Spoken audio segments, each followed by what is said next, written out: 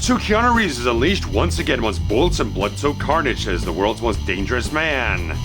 So let's see how the fourth entry of the Baba Yaga stacks up with John Wick, Chapter 4.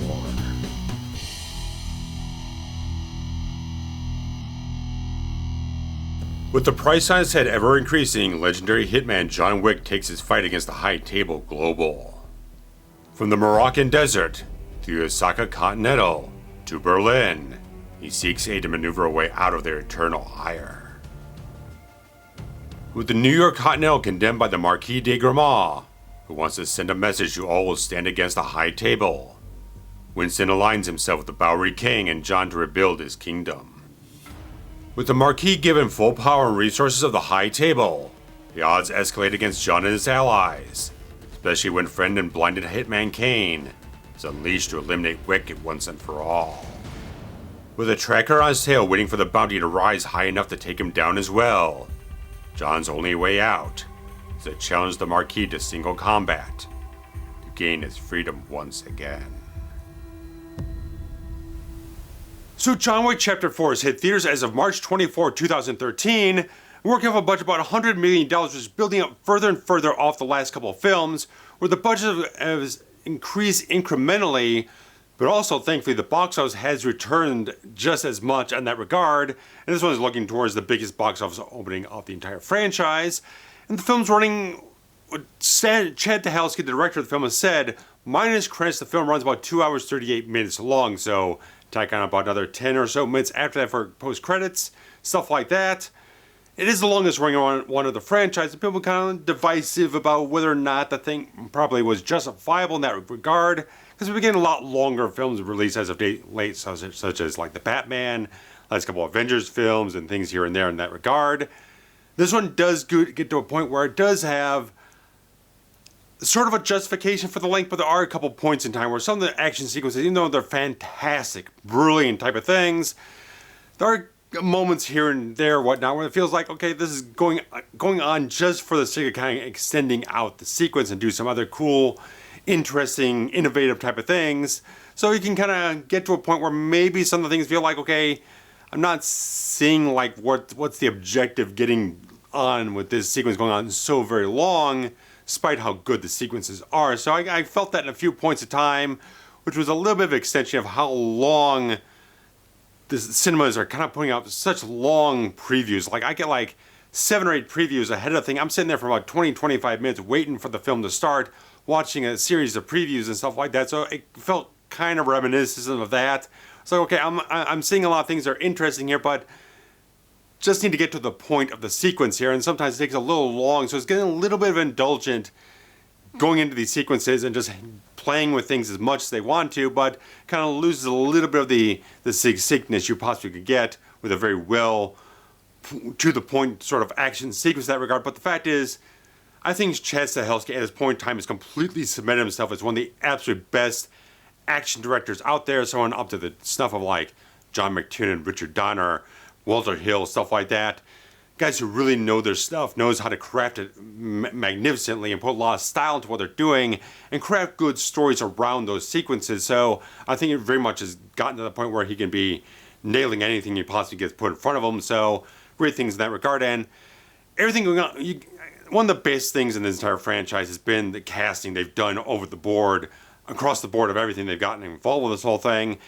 And this one, they got just amazing stuff. Bill Skarsgård, we know he's a magnificent actor, and he's getting enough of a character here with the Marquis de Gramont, with his French accent that can be a little challenging at times to really kind of clearly make out some of the dialogue and some points, but he does a really good job chewing it up a little bit, not too much. He doesn't go too overboard, but he's getting enough where he's relishing the moment and making himself very much a detestable villain. So he's got enough good things, but also has a few moments that are definitely in that comedy vein, kind of humorous moments where you can see where the struggles and the tipping points of the story going this, that, and the other way. He's struggling with the moments and gets these great repartee with different characters here and there and everywhere, but does a really good job, make a very distinct and formidable villain that you really want to see get his comeuppance by the end of the film. And Scott Adkins, this guy is a phenomenal martial artist, gotten off a lot of different sort of like, not sort of like A-list sort of like theatrical runs, but he's gotten a very strong body of work across like direct-to-video, well-regarded action films, but this one really gave him something special. Put him in a fat suit. I kept thinking along the way, it's very similar to Colin Farrell's take as the Penguin in the Batman last year. A little bit on that regard, seeing someone who can really act through the entire makeup and really create an overall fully fleshed out character that's very distinctive and very identifiable and very vibrant in that regard, but he can still throw down completely with Keanu Reeves. Just getting some great fight sequences with him showing off what he can do, even under all this belabored type of stuff he's kind of wearing, still nails it so extremely well. Laurence Fishburne coming back as the Bowery King doesn't have as much kind of like integral things in the plot, but they still integrate them into the plot enough to have a purpose there in certain ways. And of course, Ian McShane doing a fantastic job again as Winston Scott, getting the entire franchise here. Having to deal with that whole thing is like his kingdom's not been taken away. It's been a punishment, stuff that send a message. Everyone who's kind of like giving aid to John Wick or anything like that. Anyone's kind of going anything against the table now. This marquee is kind of going off and just making sure that people know there are consequences to your actions, even further than what there were in the previous film, the franchise. So, good thing seeing how he's still manipulating things just a little bit to see how things can tip towards his advantage, but still maintaining a certain allegiance to John and the Bowery King and stuff like that. Very good things on his regard. And of course, the now late Lance Reddick bringing another solid performance here. Sharon, the concierge, is now defunct, now New York here. Really good things from him here. And of course, you get Hiroyuki Sanada coming in this film, who was pegged to appear in Chapter 3 as Zero. Now comes in as the manager of the Continental in Osaka, Japan. Really love this guy. Phenomenal actor. He worked in that really awful Keanu Reeves film, 47 Ronin, about a decade ago. But he stood out in that pile of garbage as an exceptional actor. I've seen him in a lot of other things. He was in The Wolverine. He was in the original version of The Ring way back in the late 90s. This guy's a phenomenal actor, and he really delivers it in every moment he has in this film. Fantastic when he's acting, where he's doing the physicality, the fights and stuff like that. This guy is magnificent, puts in a really great thing as his friend of John's in the whole thing, as Koji, kind of giving a little bit of shelter here and there, but of course pays the price with a high table. Just great things. He just involves himself fantastically across the board here. You get a new little thing here with a new kind of added type of thing here with the character of the tracker here portrayed by Shamier Anderson, and really interesting type of thing. Someone who's kind of got studied everything involved with the entire world, and remember this guy, like, he's waiting for the bounty to kind of take up to a certain degree. How high can it go before it's really worth his while to cash in on it? What's the max money he can get out of the whole thing? So he's kind of playing a little bit both sides. He wants to take out John, but only for the right dollar amount. So he kind of like goes in, he's kind of like knocking people off here and there, kind of clearing the path for himself to maintain that for himself. And no one else gets to him before he does. So it's an interesting cog in the whole thing. I do feel like the character doesn't really click in all the way it possibly could, because by the end of the film, it doesn't feel like he has a real consequence to the resolution of the story here. It's kind of an interesting added idea. It doesn't really go far enough beyond just having interesting dynamics in the action sequences to play off of. So it just feels like something that just didn't have as much of a thing. A really good idea to start out with, but didn't have any sort of like thing to kind of clinch it at the end of the film, to really kind of lock it into place, to really kind of have it be as consequential as possible. So kind of a thing in that regard, but really good things in this whole thing. Getting Donnie Yen, one of the best martial artists in cinema ever. If you didn't know him before, you definitely know him after this film. And kind of playing a little bit of a thing after he did the stuff in Rogue One with his kind of like force-empowered blind guy kind of fighting people here and there. Kind of the same thing, but this is kind of harking back to certain archetypes in like samurai films, stuff like that. Certain qualities, but man, he's fantastic. His character of Kane here just has his own story going through the entire film that integrates the main plot with John and stuff like that, but still has his own backstory with own family ties and all these different things, what he sacrificed, what he had to give up to protect the people he loves, and why he's kind of thrust in this situation where he doesn't want to do it. Kind of similar to other things that John's been through in the past, but kind of put in a position where he has to do what he has to do, but has his own sort of angles he can play in the situation and plays it magnificently. He is so absolutely brilliant in this entire film. Just the fights alone are aesthetically great. And the fact that he plays such a very well-layered character with a lot of depth and emotion, and a lot of great things in that regard, just like magnificent stuff from him. Everything across the board in that regard is really, really well handled. I also have British-Japanese pop star here, Rina Sawayama, doing a really fantastic job here. A really small role, but does have a pertinence to the plot as a character of Akira, who's the daughter of Sanada's character of Koji, has a really good integration in the entire plot here. Really good things that might thread into something else in the future. We'll see where that goes, see where the demand is, what they decide to do with anything. But also you get Clancy Brown here, who's always just magnificently talented, fantastic character on screen, playing the Harbinger guy, kind of like working with the High Table and the Marquee, whatnot, kind of like the kind of guy who's, as you would say, Harbinger, is kind of a harbinger of what's to come, and kind of laying out the groundwork. He's the one that shuts down the Continental and various other little things, kind of like laying out the rules for the duel and everything like that. So really fantastic, just a spectacularly shining cast here, top to bottom, inside and out, wonderful stuff. And now talk the soundtrack. Rina has a song in this whole thing called Eye for an Eye that's really, really solid. It's included on the soundtrack release. You can get up on all the platforms at this point in time. But the Tyler Bates and the Joel J. Richardson stuff just pumps up even further than what I had before. I thought it was just a wickedly bombastic soundtrack. They really just amplified everything they had going on before, punching out equal to the level and the scope of the action sequences. Did such a great job in that regard. And just, again, the work with cinematographer Dan Lawson, just doing wonderful stuff, just punching up the visuals to such a magnificent degree here. Everything looks just the highest end it could possibly look. The innovation on screen with the action sequences, how they cover them. This wonderful sort of like overhead floating shot of this entire action sequence where John's alone, these like flaming rounds or whatnot, these people, it's brilliant.